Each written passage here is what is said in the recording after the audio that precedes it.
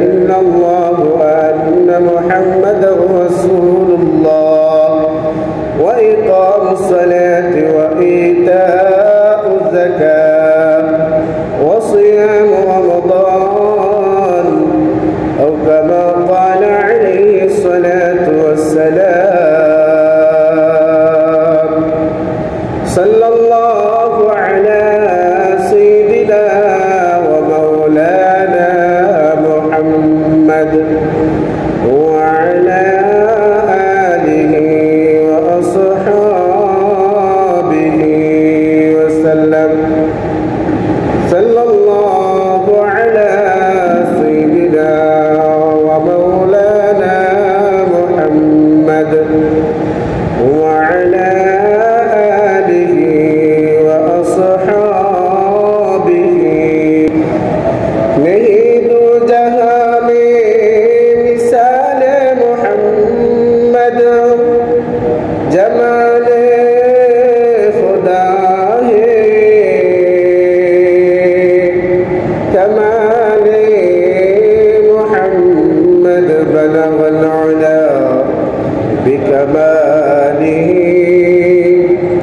كشف الدجى بجماله حسنت جميع خصاله صلوا عليه وآله فقيرا كما الجاه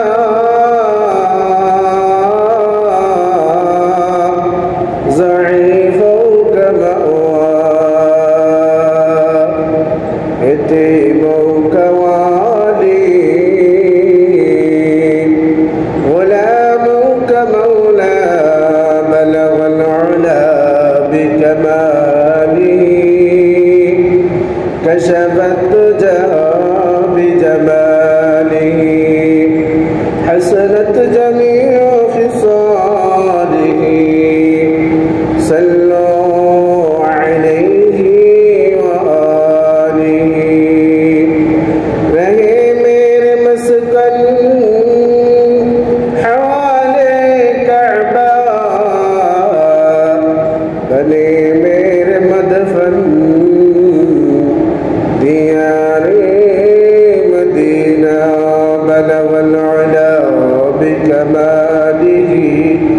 كشف الدجى بجماله حسنت جميع خصاله صلوا عليه وآله আমি আপনাদের খিদমতে সূরা তাওবার 119 নম্বর আয়াত নবীজি লক্ষ লক্ষ হাদিস থেকে একখানা হাদিসে তিলাওয়াত করেছি। আমরা মুসলমান ইমানদার, ইমানদারের সর্বপ্রথম যেটা হইল ইমান পাকাপোক্ত হইতে, ঠিক কিনা?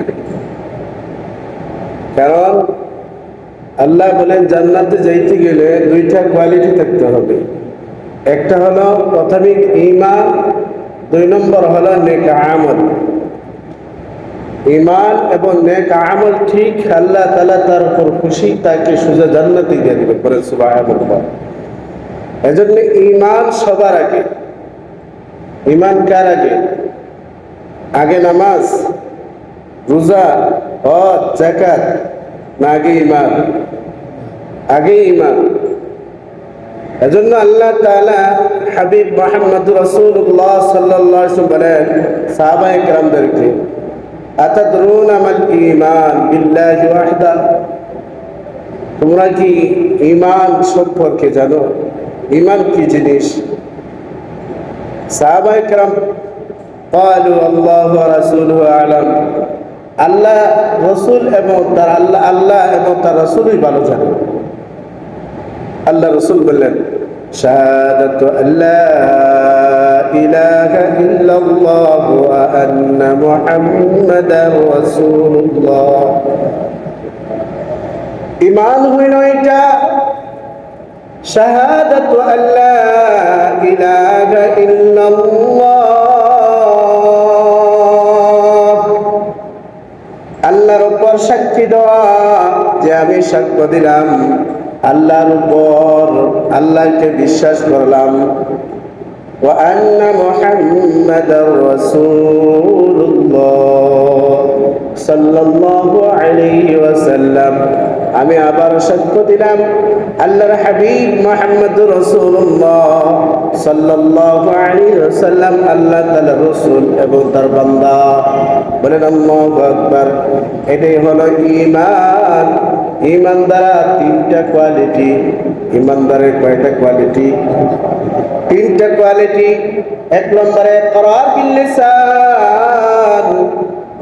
ইকরার বিল লিসান, আমার জবান দ্বারা প্রকাশ করা আল্লাহ আছেন, আল্লাহ আমাদেরকে সৃষ্টি করেছেন এই সাত আসমান সাত জমিন, আমাদেরকে দুনিয়ার মধ্যে আসছে, হায়াত দেওয়া হয়েছে, আবার আমাদের মরণ হবে, কবর জগৎ আছে, হাসর, মিজান, ফুলসিরাত, জান্নাত, জাহান্নাম, এটার উপর আমাদের বিশ্বাস। এটার নামই হলো ঈমান। শাহাদাতু আল্লা ইলাহা ইল্লাল্লাহ, এই সাক্ষ্য দেওয়া মানে আল্লাহ তাআলা যত বিধান আমাদের উপর দিয়েছেন, এক কথা আমি আল্লাহর উপর সাক্ষ্য দিলাম, আল্লাহ তাআলার সমস্ত হুকুমের উপরই আমি সাক্ষ্য দিয়ে দিলাম। বলেন আল্লাহু আকবার। এই সাক্ষ্য যদি আমাদের তাসদীক বিল জানান অন্তর দ্বারা হয়ে যায়, এই অন্তর দ্বারা যখনই হবে জবান দ্বারা তার অন্তরে আমরা লালন পালন করি। আল্লাহর হাবিব বলেন মান ক্বালা লা ইলাহা ইল্লাল্লাহ দাখালাল জান্নাহ,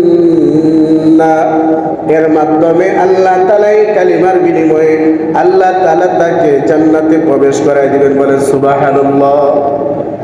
এই কালিমাটা কেমন? আমরা যদি শুধু জবান দ্বারা প্রকাশ করি লা ইলাহা ইল্লাল্লাহ দাখালাল জান্নাহ, শুধু জবান দ্বারা প্রকাশ করলাম আর দিলের ভিতরে আমাদের নাই, এই কালিমার মধ্যে মুহাদ্দিসিনে কেরামরা বলেন শাহাদাতু আল্লা ইলাহা ইল্লাল্লাহ ওয়া আন্না মুহাম্মাদান আবদুহু ওয়া রাসূলুহু, আল্লাহ তাআলা সমস্ত হুকুমাত এই কালিমার ভিতরে ঢুকিয়ে দিয়েছেন। যে ব্যক্তি এই কালিমা পড়বে, কালিমা তার দিলের ভিতরে লালন পালন করবে, এই কালিমাকে বাস্তবায়ন করবে। এই বাস্তবায়নটা কোন জায়গায়? কোরআনের শুরুতে বিসমিল্লাহ বা আর শেষে মিনাল জিন্নাতি ওয়ান নাস, সিন আর বা যদি এক জায়গায় করা হয়, বাস এই কোরআনের সমস্ত হুকুমকে আমি বাস্তবায়ন করলাম। এই সমস্ত হুকুমই যখন আমি বাস্তবায়ন করলাম, তখন এই কালিমার মর্ম আমার দিলের ভিতরে ঢুকলো। ঠিক কিনা? কথা বুঝেন নাই? কালিমা শুধু জবানের নাম না, জবান দিয়া পড়লাম, দিলের ভিতরে আমাকে ফিট করতে হবে। এই কালিমার ভিতরে আল্লাহ তাআলা ৫ ওয়াক্ত নামাজ দিয়েছেন, এই কালিমার ভিতরে আল্লাহ তাআলা রোজা কি দিয়েছেন, এই কালিমার ভিতরে যাকাত কে আল্লাহ তাআলা দিয়েছেন, এই কালিমার ভিতরে আল্লাহ তাআলা হজ কে দিয়েছেন। আল্লাহ তাআলা আমাদের উপর যত আহকামাত করেছেন, নিষেধ করেছেন, সমস্ত কিছু এই কালিমার ভিতরে আল্লাহ তাআলা ঢুকিয়ে দিয়েছেন। এই সমস্ত কিছু যদি আল্লাহ তাআলার আইন মোতাবেক আমরা মানি, রাসূলের তরিকা অনুযায়ী বাস্তবায়ন করি, তাহলে এই কালিমা দ্বারা আল্লাহ রাসূল বলেন মান ক্বালা লা ইলাহা ইল্লাল্লাহ দাখালাল জান্নাহ, ওই কালিমা ওয়ালা দুনিয়া থেকে বিদায় নিবে, বিদায় নেওয়ার সাথে সাথে আল্লাহ তাআলা তাকে জান্নাতে প্রবেশ করায় দিবেন। বলেন সুবহানাল্লাহ। এজন্য এই কালিমাটা আমাদের কেমন হইতে হবে? সাহাবায়ে কেরামদের মতো আমাদের এই কালিমাওয়ালা হইতে হবে। ঠিক কিনা? সাহাবায়ে কেরাম কেমন কালিমাওয়ালা ছিলেন? আল্লাহর হাবিব মুহাম্মদ রাসূলুল্লাহ সাল্লাল্লাহু আলাইহি ওয়াসাল্লাম খায়বার যুদ্ধে গেলেন। খায়বার এই জায়গার মধ্যে যুদ্ধ করলেন, ইহুদিদেরকে চতুর্দিক দিয়ে ঘেরাও করে রাখলেন। এমন সময় ইহুদিদের মধ্যে আলোচনা হইল, মুসলমানরা মুহাম্মদ রাসূলুল্লাহ সাল্লাল্লাহু আলাইহি ওয়াসাল্লাম সাহাবায়ে কেরাম আমাদেরকে তো ঘেরাও করে রাখছেন।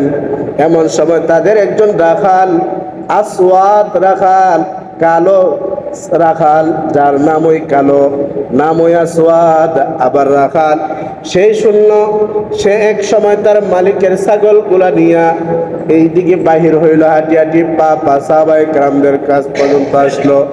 আয়েশা বলতেছে তার মনে মনে ধারণা, আমি তো কোনোদিন কোনো রাজা বাদশাকে দেখি নাই, এই জায়গায় যেহেতু সুপার পাওয়ার মদিনার রাজা বাদশাহ যিনি শ্রেষ্ঠ বাদশাহ, যিনি শ্রেষ্ঠ নবী এই জায়গার মধ্যে আসছেন, আমি তাকে দেখবো। তার দিলের ভিতরে কৌতূহল জাগলো। এক সময় হাঁটি হাঁটি পা পা করে এসে যখন ওই কাছাকাছি হয়ে গেল, সাহাবায়ে কেরামদেরকে জিজ্ঞাসা করলো, তোমাদের নেতা কোন জায়গায় আছেন? সাহাবায়ে কেরাম দেখায় দিলেন, একটা নরমাল তাঁবুর দিকে দেখায় দিলেন। ওই জায়গার মধ্যে আমাদের বিশ্ব নবী মুহাম্মদুর রাসূলুল্লাহ সাল্লাল্লাহু আলাইহি ওয়াসাল্লাম আছেন। ওই আসওয়াদ রাখাল, কালো রাখাল, ওই বলতেছে সাহাবায়ে কেরাম, ওই একটা নরমাল তাঁবুর মধ্যে কি তোমাদের নেতা থাকেন? হ্যাঁ হ্যাঁ হ্যাঁ, আমাদের নেতা ওই নরমাল তাঁবুর মধ্যেই থাকেন। সে হাঁটি হাঁটি পাপা যখন ওই তাঁবুর কাছে আসলো, যখন তার নজরটা মুহাম্মদুর রাসূলুল্লাহ সাল্লাল্লাহু আলাইহি ওয়াসাল্লামের চেহারা মুবারকের উপর পড়লো, সে দেখিয়েই হতভম্ব হয়ে গেল। এই চেহারার আশিক হয়ে গেল, তার দিলটা পরিবর্তন হয়ে গেল। আল্লাহর হাবিব মুহাম্মদুর রাসূলুল্লাহ একটা মুস্কি হাসি দিলেন। এই হাসির মাধ্যমে তার দিলটা আল্লাহ তাআলা পরিবর্তন করিয়া দিলেন। সে তাঁবুর ভিতরে অনুমতি নিয়ে ঢুকলো। ঢুকার পর মুহাম্মদুর রাসূলুল্লাহ সাল্লাল্লাহু আলাইহি ওয়াসাল্লামকে বলতেছে, ওগো আল্লাহর হাবিব, আপনাকে আমি কিছু প্রশ্ন করব, যে আপনার মিশনটা কি? মুহাম্মদুর রাসূলুল্লাহ সাল্লাল্লাহু আলাইহি ওয়াসাল্লাম বললেন, আমার মিশন হইল আল্লাহ তাআলার পক্ষ থেকে আমার উপর কোরআন নাজিল হয়, এই কোরআনের বিধানগুলা আমি এটাকে প্রচার করে দেই, মানুষদেরকে মুসলমান বানিয়ে দেই। ওই আসওয়াদ রাখাল সে বলল, এটা যদি আমি গ্রহণ করি তাহলে আমার কি ফায়দা? তুমি যদি গ্রহণ করো। ওই রাখালকে আল্লাহর হাবিব মুহাম্মদুর রাসূলুল্লাহ বললেন, প্রথমত আমরা যে সাহাবায়ে কেরাম একে অন্যকে জড়াইয়া নেই, প্রথমত তোমাকে আমি মুহাম্মদুর রাসূলুল্লাহ জড়াইয়া দিব। বলেন আল্লাহু আকবার। এই কথা যখন আল্লাহর হাবিব মুহাম্মদুর রাসূলুল্লাহ সাল্লাল্লাহু আলাইহি ওয়াসাল্লাম বললেন, রাখাল বলতেছে, আপনি একজন বিশ্ব নেতা, বিশ্ব নবী, আপনি আমার সাথে ঠাট্টা করেন। আল্লাহর হাবিব বলেন, না না না না, তোমার সাথে ঠাট্টা করি নাই। তুমি যদি এই কালিমা পড়ো, আমি মুহাম্মদুর রাসূলুল্লাহ একাই তোমাকে বুকে নেব না, আমার যত সাহাবায়ে কেরাম সাথীবর্গ এই জায়গার মধ্যে আছে, সমস্তরা তোমাকে এই বুকের মধ্যে ঠাই দিয়ে দিবে। বলেন সুবহানাল্লাহ। যে ঈমান এমন একটা দৌলত, কারো সাথে কি ভেদাভেদ রাখে না, কে ধনী আর কে গরিব, কে কালো আর কে সুন্দর, কে বাদশাহ আর কে গোলাম, এটাকে ভেদাভেদ করে না। ঈমানওয়ালা সবাই একই কাতারের। আল্লাহর কাছে মর্যাদা কারো ধনী হওয়ার কারণে মর্যাদা হয় নাই, কারো চামড়া সুন্দর হওয়ার কারণে আল্লাহর কাছে মর্যাদা হয় নাই। আল্লাহর কাছে মর্যাদাওয়ালা হয় একমাত্র দিল দিয়া, তাকওয়া দিয়া আল্লাহর কাছে দামি হয়, ঠিক কিনা? এজন্য ইন্না আকরামাকুম ইনদাল্লাহি আতকাকুম, আল্লাহ তাআলা তার কালামে পাকের মধ্যে বলে দেন, ওই ব্যক্তি আমার কাছে দামি যার দিলের ভিতরে তাকওয়ার দৌলত থাকবে। তাকওয়ার দৌলতের কারণে আল্লাহ তাআলার কাছে দামি হয়ে যায়। এজন্য আমাদের ঈমানটা যত পাকাপোক্ত হবে, ঈমানওয়ালা ঈমানটা মজবুত হবে, শিরক মুক্ত ঈমান হবে, ওই ঈমানের কারণে আল্লাহ তাআলার কাছে দাম বাড়বে, ঠিক কিনা?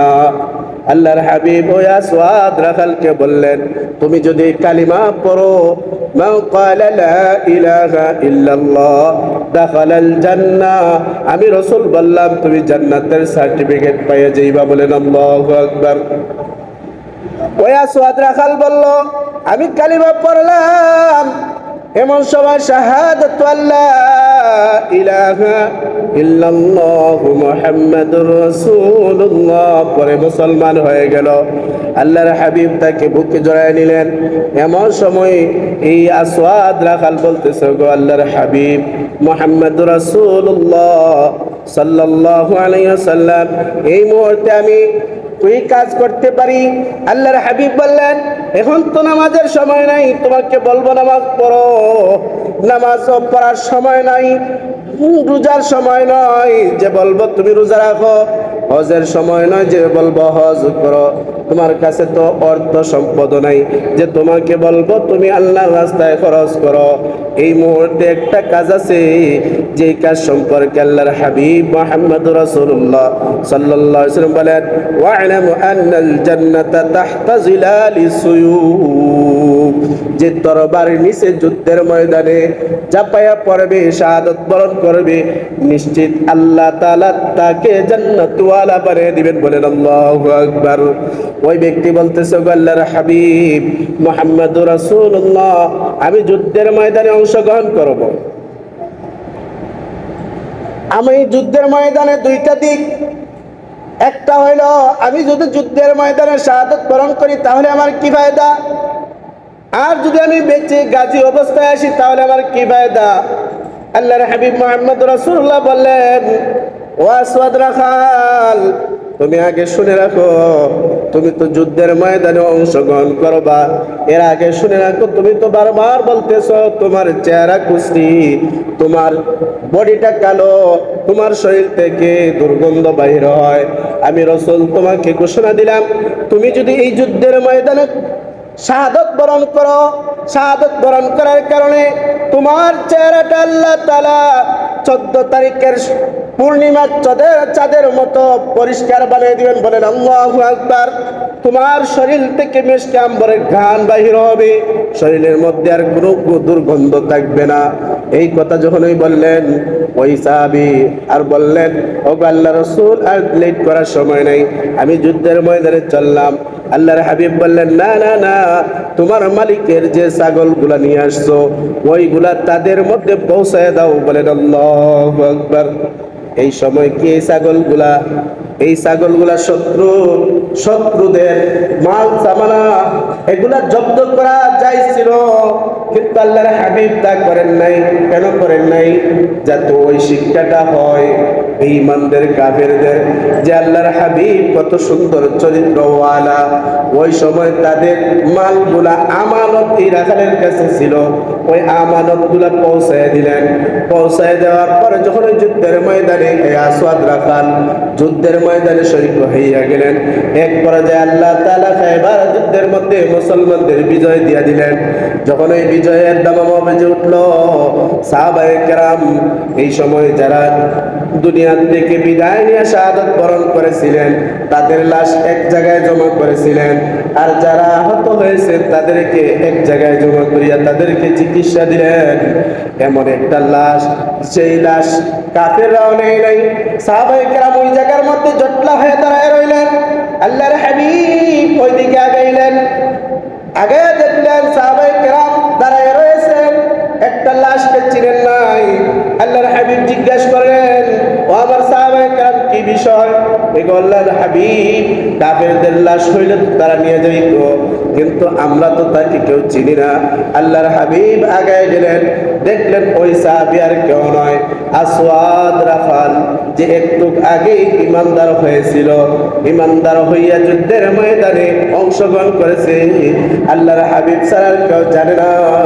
এমন সময় আল্লাহ রাসূলের চেহারা মুবারক, চক্ষু মুবারক থেকে চেহারা বাইরে মুক্তার দানার মতো পানি বের হয়ে পড়তেছে, আর বলতেছে, এমন একজন আল্লাহর বান্দা একটু আগে ইসলাম ধর্ম গ্রহণ করেছে, কিন্তু শাহাদাত বরণ করার কারণে দুনিয়ার মধ্যে একটা সাজদাও আল্লাহকে করে নাই, একটা টাকা আল্লাহর রাস্তায় খরচ করে নাই, রোজাও রাখে নাই, আল্লাহর জন্য হজ করে নাই।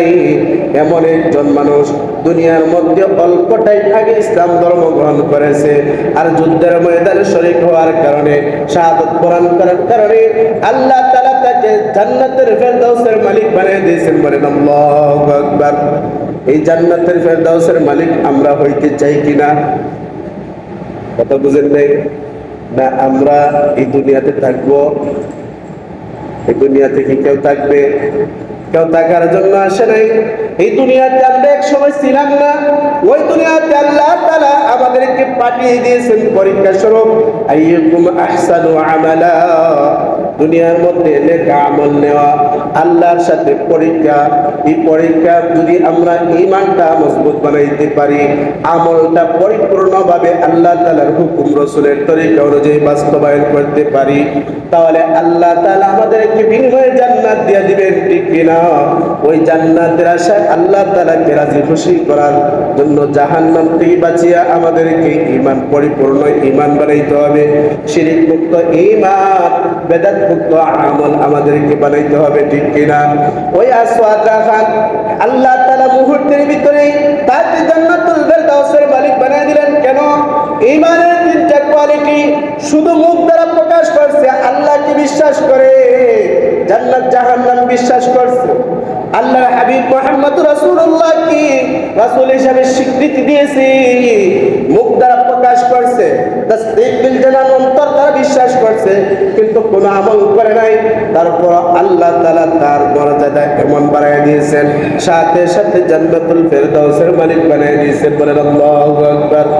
এজন্য ঈমানের তিনটা কোয়ালিটি। 3 নম্বর গুণ কি? আমল বিল আরকান।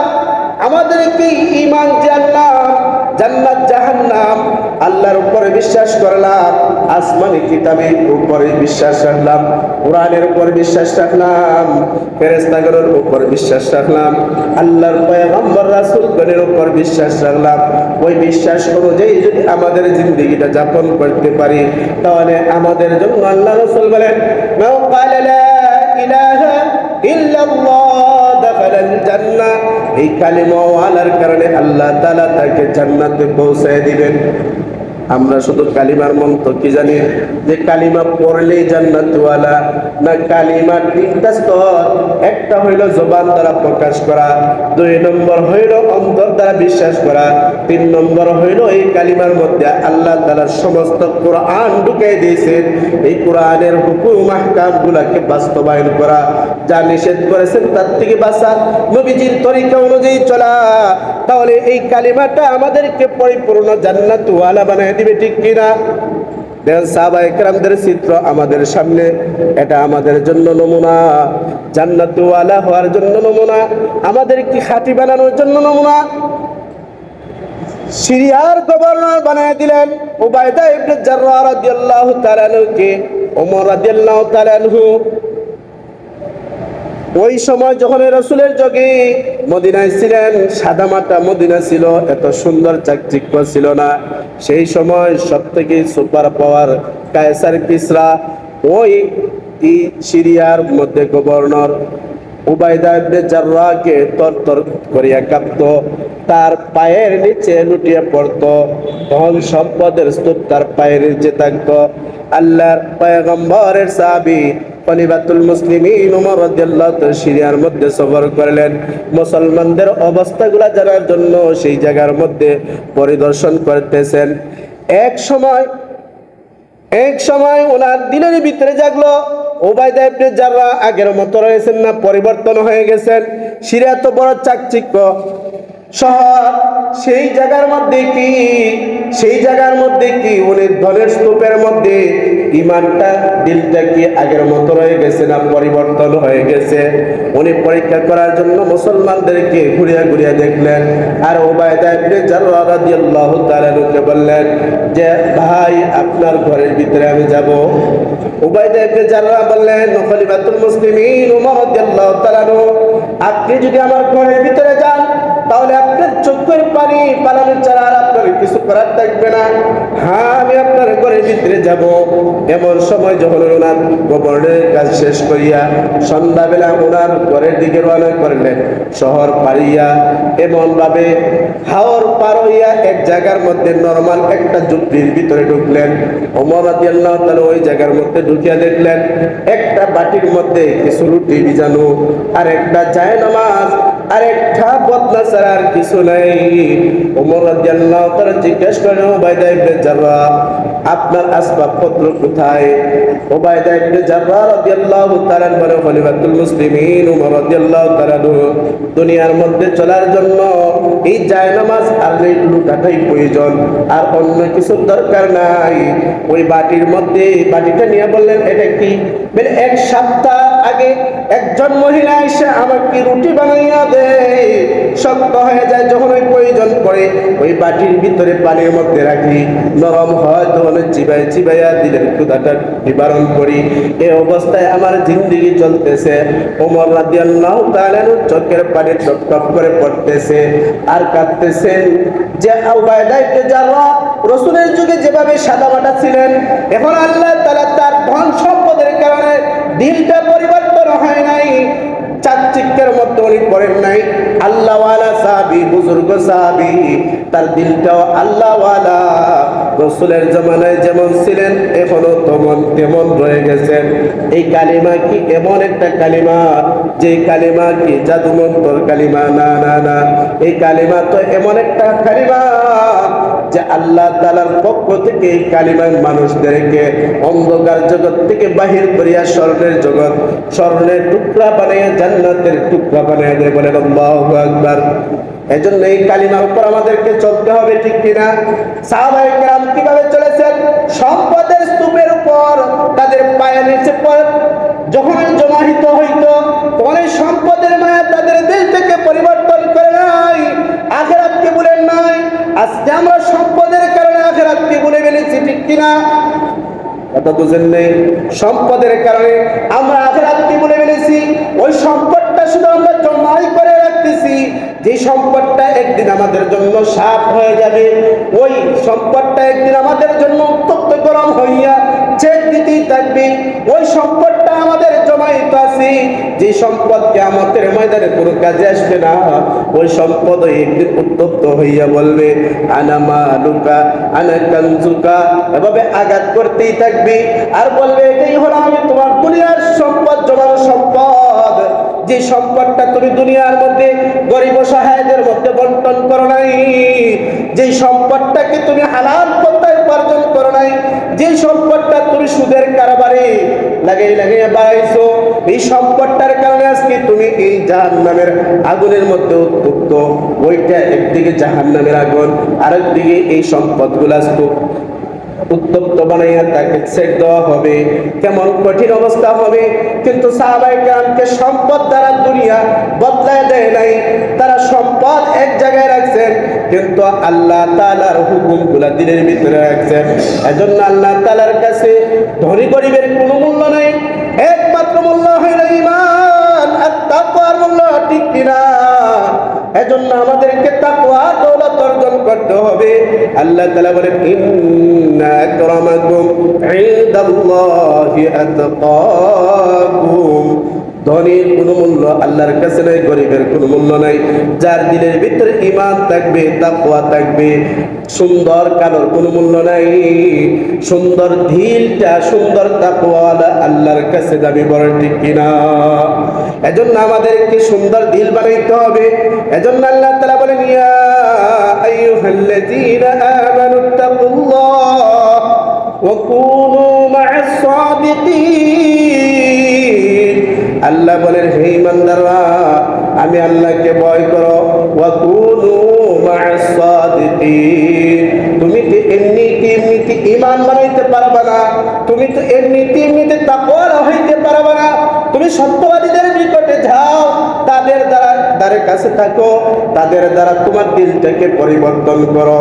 এখন প্রশ্ন জাগে, হুজুর আমরা দিল পরিবর্তন কিভাবে? এই দুনিয়ার মধ্যে কয়জন সত্যবাদী আছে? এটা বলা হয় কিনা? আমরা পীর মুরিদি পাইবো কোথায়? এখন তো এই দুনিয়ার মধ্যে পীর মুরিদি বন্ড দ্বারা ভরপুর, এভাবে বলা হয় কিনা? আট্রসি দেওয়ান বাগি মাইজ ভান্ডারি, কত ভান্ডারি আছে এই দুনিয়ার মধ্যে ভরপুর। খাঁটি আল্লাহওয়ালা পাবো কোথায়? এখন তো বাইজিদ বুস্তামি নাই, শিবলি রহমতুল্লাহ আলাইহি নাই, এভাবে আব্দুল কাদের জিলানী নাই, এদেরকে পাবো কোথায়? তাদের সংস্রব নিব কোথায়? এজন্য মুফতি শফি রহমতুল্লাহ আলাইহি বলেন সেই যুগের মানুষ তো আর আমরা না। এই যুগের মানুষ, সেই যুগে আল্লাহ তাআলা যেভাবে মানুষ ছিল, আল্লাহ তাআলা আল্লাহর ওলিদেরকে সেভাবে বানিয়ে দিয়েছেন। এই যুগের মানুষ যেভাবে আল্লাহ তাআলা তার সিদ্দিককে ভাবে বানিয়ে দিয়েছেন। কারণ এই জমানায় যদি আমরা একটা বাজার সদাই করার জন্য সবগুলাকে খাঁটি খুঁজতেই থাকি, দোকানগুলাকে শুধু চেঞ্জ করতেই থাকি, চিনিটা কোন জায়গার মধ্যে ভালো পাওয়া যায়, এটা যদি আমরা বিবেক দ্বারা বুঝতে থাকি, আসলটা কোন জায়গার মধ্যে পাওয়া যায়, ঘিটা ভালো কোন জায়গায় পাওয়া যায়, এক দোকান নয়, দুই দোকান নয়, দরকার লাগে শত দোকান দেখার পর আমরা একটা ভালো জিনিস বোঝার চেষ্টা করি। ঠিক তদ্রূপভাবে একজন আল্লাহওয়ালার সংস্রব পাওয়ার জন্য আমার দিমাগ দিয়া দেখতে হবে কার চরিত্রটা সুন্দর, কার মধ্যে আল্লাহ তাআলার হুকুম আছে, কার মধ্যে নবীর তরিকা অনুযায়ী আছে, তার কাছাকাছি বসতে হবে, তার কাছ থেকে আমার দিলটাকে পরিবর্তন করতে হবে, ঠিক কিনা? আমরা যেহেতু সব জায়গার মধ্যে ভেজাল খুঁজে পাই, চিনির মধ্যে ভেজাল খুঁজে পাই, বিস্কুটের মধ্যে ভেজাল খুঁজে পাই, তরকারির মধ্যে ভেজাল আর ভেজাল, ফরমালিন আর ফরমালিন, সবগুলোর মধ্যে ভেজাল পাওয়ার পরেও কোনটা পিওর এটা খুঁজতেই থাকি। এক সময় মুফতি শফি রহমতুল্লাহ আলাইহি বলেন যে একজন বাজারে যায় এই সবগুলোর মধ্যে ভেজাল, সে এক সময় চিন্তা করলো এই দুনিয়ার ভেজালের মধ্যে আর থাকার দরকার নাই, সে বিষ কিনলো, বিষ কেনার পর যখন খেয়ে ফেললো দুনিয়ার থেকে বিদায় নিবে, কিন্তু সে তো ঘন্টার পর ঘন্টা চলে যায়, মৃত্যু হয় নাই। সে বলতেছে কি দুনিয়ার সব কিছুর মধ্যে ভেজাল, বিষের মধ্যেও কি ভেজাল, সে তত্ত্ব নিয়ে দেখে বিষের মধ্যেও ভেজাল, যার কারণে তার মৃত্যুটা হয় নাই। এই দুনিয়ার যদি সব কিছু ভেজাল হয়, বিষের মধ্যে ভেজাল হয়, সব কিছুর মধ্যে ভেজাল হয়, সবটা আমরা তালাশ করি, তাহলে আমাদের দিলটা ইমানটা তাকওয়া বানানোর জন্য আমরা এই হাজার ভেজালের চাইতেও আমরা খাঁটিটা খুঁজতে হবে, ঠিক কিনা? মুফতি শফি রহমতুল্লাহ আলাইহি বলেন এটা খোঁজার জন্য বেশি দূর যাওয়ার দরকার নাই।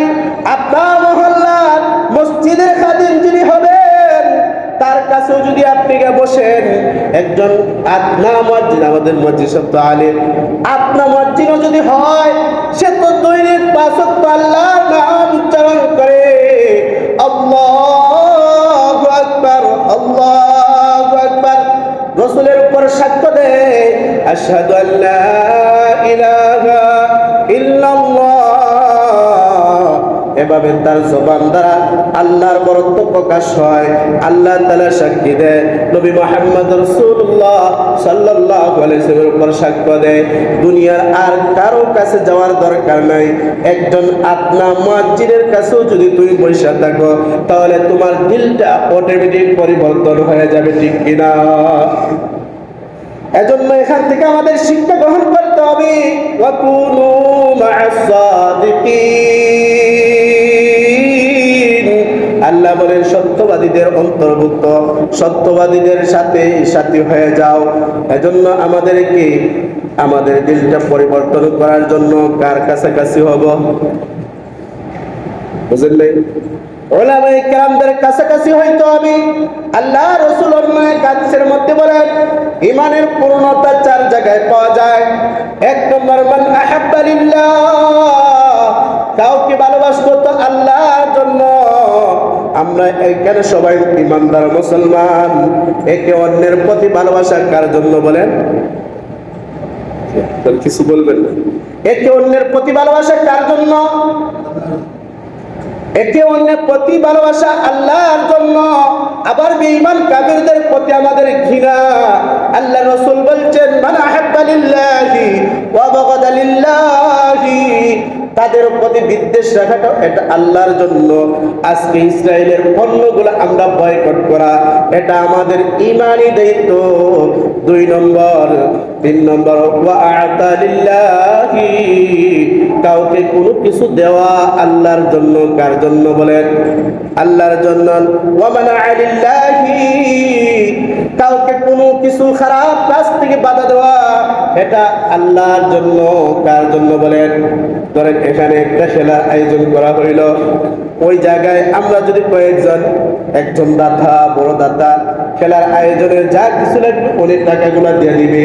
আমরা যদি প্রতিবাদ করি, এই প্রতিবাদ করার কারণে এই প্রতিবাদটা হবে কার জন্য? এই যে টাকাগুলো অপচয় হবে দিনের